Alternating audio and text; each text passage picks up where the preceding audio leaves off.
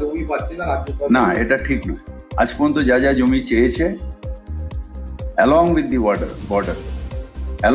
Border, অন্য জায়গায় নয়, along with the border only, সেই জমি কোনোদিন এখানে আমাদের প্লিজ দেখ কোন জমি আটকে যে চেয়েছে, যেটা যে বিএসএফ বেড়া দিতে যাচ্ছে বাংলাদেশের লোকজন এসে তাদেরকে তারা করছে গন্ডগোল, মানে সীমান্তে গন্ডগোল, যেটা কোনোদিন হয়নি, সেটা হওয়া উচিত না। এটা আমরা উচিত না। এখান থেকেও কিছু উস্কানিমূলক স্লোগানও শুনলাম, আপনাদেরই টিভিতে শুনলাম। এটা কাম্য নয়। কাম্য হচ্ছে যে আমাদের বর্ডার আমরা বেড়া দেবো, ওদের বর্ডার যদি ওরা ইচ্ছে করে দেবে। এটার মধ্যে কেন বিরোধ আমি বুঝতে পারছি। আজকে আবু তাহের খান মুর্শিদাবাদের এমপি, তিনি একটা জানিয়ে গেছে যে মুর্শিদাবাদ বাংলাদেশের যে বর্ডার, যে প্রায় 200 বেশি কিলোমিটার ধরে, সেখানে ফেন্সিং অনেক জায়গায় নেই, বিএসএফ ইনঅ্যাক্টিভ, ও বাংলাদেশি অনেক মানুষ এসে ফসল কেটে নিয়ে চলে যাচ্ছে। এটা বিএসএফ এর দেখা উচিত, এবং বিএসএফ কে আরো বেশি, অমিত শাহকে বলা উচিত যে আরো স্ট্রিক্ট হওয়ার জন্য।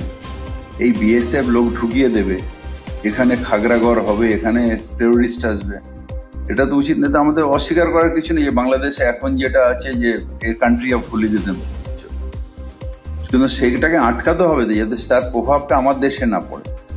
আমি খুলে দিয়ে চুপ করে রাখলাম, এখানে কমনালাইজ করব, আমি এখানে ডিভিশনাল পলিটিক্স করার জন্য হাঁ করে বিএসকে বলে চুপসে রহো, এটা তো উচিত না। দেশের নিরাপত্তা সব থেকে আগে, কারণ দেশ সব থেকে আগে, দেশের স্বার্থের আগে কিচ্ছু নেই, পলিটিক্সও নেই, হওয়া উচিত না।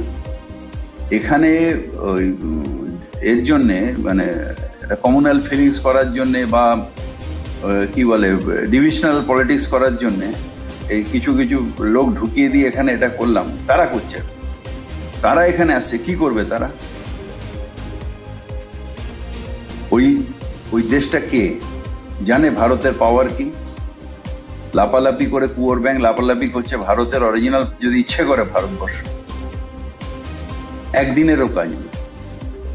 কিন্তু আমরা সেন্ট্রাল গভর্নমেন্টের ব্যাপারে, বিদেশ নীতির ব্যাপারে আমরা কোনোদিন কথা বলি, কিন্তু এখানে এইটাকে তৈরি করে দিয়ে কমনালাইজেশন করা,